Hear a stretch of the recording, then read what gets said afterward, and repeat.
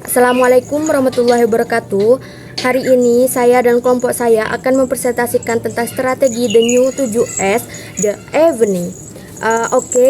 Sebelum memulai presentasi ini, izinkan saya memperkenalkan diri terlebih dahulu. Saya Aknawindi Safira sebagai moderator sekaligus pemateri pertama, dan teman saya Amelia Mabrurotul Aini sebagai pemateri kedua, dan Aniatus Siria sebagai pemateri ketiga atau terakhir.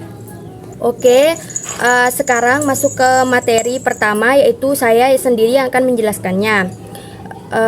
Untuk menghadapi kondisi yang semakin dinamis, hiperkompetitif seperti sekarang ini, Richard D. Evany mengemukakan suatu ide dasar bahwa perusahaan harus menekankan pada strategi yang memfokuskan pada pengembangan kompetensi ini, building core kompetensi, pengetahuan dan keunikan intangible asset untuk menciptakan keunggulan.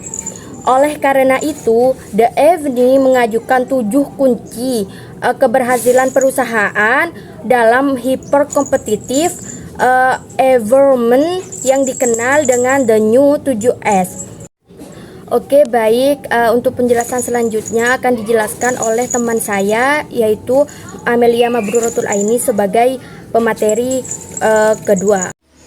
Saya Amelia Mabrurotul Aini sebagai pemateri kedua akan menjelaskan tentang pokok-pokok dasar dari The New 7S. Yang pertama adalah superior stakeholder satisfaction, yakni memberi kepuasan yang istimewa kepada stakeholder. Siapa itu stakeholder? Stakeholder adalah semua unsur yang memiliki kepentingan dalam perusahaan tanpa terkecuali, baik itu karyawan, pemegang saham, masyarakat, dan lain sebagainya. Yang kedua adalah strategi soothsaying. Strategi yang memfokuskan pada sasaran. Artinya, perusahaan harus mencari posisi yang tepat bagi produk dan jasa-jasa perusahaan tersebut.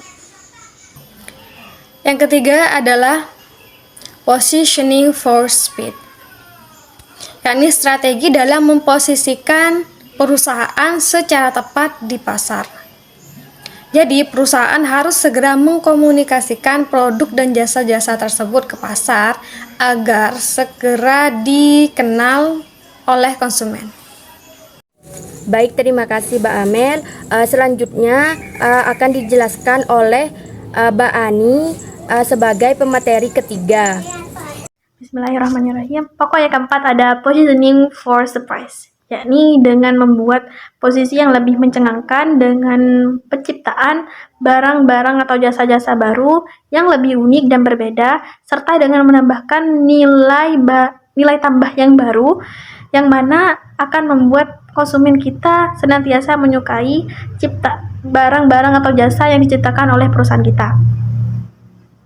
Yang kelima ada shifting the role of the game, yakni dengan senantiasa mengubah pola-pola perusahaan kita yang selalu berbeda dengan tujuan untuk mengelabui perusahaan pesaing, yang mana akan memunculkan suatu disruption atau ketergangguan bagi perusahaan tersaing tersebut. Yang keenam ada signaling strategic intent, yang mana pokok yang keenam ini lebih mengutamakan pada perasaan, yakni seperti kedekatan kita dengan para karyawan, kedekatan kita dengan para relasi, dan kedekatan kita dengan para konsumen. Yang mana ketiganya ini merupakan strategi yang cukup ampuh untuk meningkatkan kinerja dari suatu perusahaan. Yang terakhir ada simultaneous sequential strategic trust, yakni dengan mengembangkan faktor-faktor pendorong secara simultan atau berurutan sehingga memunculkan adanya suatu trust atau kepercayaan melalui penciptaan barang-barang dan jasa-jasa yang senantiasa memberikan kepuasan pada konsumen kita. Baiklah, sekian presentasi dari kelompok saya. Kurang lebihnya kami mohon maaf. Wassalamualaikum warahmatullahi wabarakatuh.